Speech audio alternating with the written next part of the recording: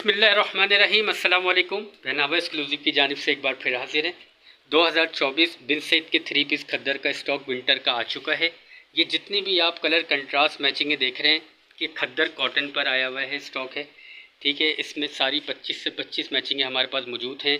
Design colour पसंद आने पे स्क्रीन पे हमारा नंबर शो हुआ हुआ है, उस पर सेंड कर सकते हैं। होल सेलर और रिटेलर दोनों हमारे से कॉन्टेक्ट कर सकते हैं, ठीक है। और दूसरी बात ये कि इसके ये 3 पीस कलेक्शन पे आया हुआ है। कॉट्स कलेक्शन भी है, प्लेन शलवार के साथ भी है।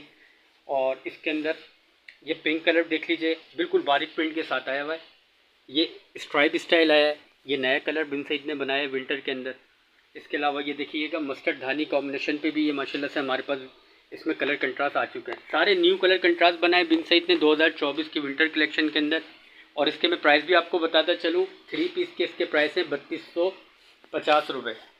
जिसको भी कोई भी कलर डिज़ाइन पसंद आ रहा है तो वो स्क्रीनशॉट लेके नंबर पे शो कर सकता है। स्क्रीन पे नंबर हमारा आ रहा होगा। वीडियो पसंद आने पे लाइक करें, कमेंट्स करें और सब्सक्राइब करना ना भूलिएगा। अस्सलाम वालेकुम वरहमतुल्लाह।